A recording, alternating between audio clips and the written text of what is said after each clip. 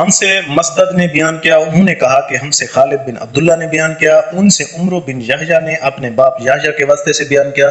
وہ عبداللہ بن زید رضی اللہ عنہ سے نقل کرتے ہیں کہ وضو کرتے وقت انہوں نے برتن سے پہلے اپنے دونوں ہاتھوں پر پانی ڈالا، پھر انہیں دھویا، پھر دھویا، یا یوں کہا کہ کلی کی اور ناک میں ایک چلو سے پانی ڈالا اور 3 مرتبہ اسی طرح کیا، پھر 3 مرتبہ اپنا چہرہ دھویا، پھر کونیوں تک اپنے دونوں ہاتھ 2 بار دھوئے، پھر سر کا مسح کیا، اگلی جانب اور پچھلی جانب کا، اور ٹخنوں تک اپنے دونوں پاؤں دھوئے، پھر کہا کہ رسول اللہ صلی اللہ علیہ وسلم کا وضو اسی طرح ہوا کرتا تھا۔ ہم سے سلیمان بن حرب نے بیان کیا، انہوں نے کہا کہ ہم سے وہب نے بیان کیا، ان سے عمر بن یحییٰ نے اپنے باپ یحییٰ کے واسطے سے بیان کیا، وہ کہتے ہیں کہ میری موجودگی میں عمر بن حسن نے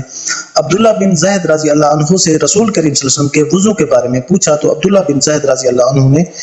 پانی کا ایک تشت منگوایا، پھر ان لوگوں کے دکھانے کے لیے وضو شروع کیا، پہلے تشت سے اپنے ہاتھوں پر پانی گرایا، پھر انہیں 3 بار دھویا، پھر اپنا ہاتھ برتن کے اندر ڈالا، پھر کلی کی اور ناک میں پانی ڈال کر ناک صاف کی 3 چلوں سے 3 دفعہ، پھر اپنا ہاتھ برتن کے اندر ڈالا اور اپنے منہ کو 3 بار دھویا، پھر اپنا ہاتھ برتن کے اندر ڈالا اور دونوں ہاتھ کہنیوں تک 2 بار دھوئے، پھر سر پر مسح کیا، اسی طرح کہ پہلے آگے کی طرف اپنا ہاتھ لائے، پھر پیچھے کی طرف لے گئے، پھر برتن میں اپنا ہاتھ ڈالا اور اپنے دونوں پاؤں دھوئے۔ دوسری روایت میں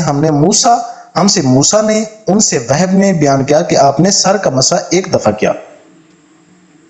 حضرت عمر رضی اللہ عنہ نے گرم پانی سے اور عیسائی عورت کے گھر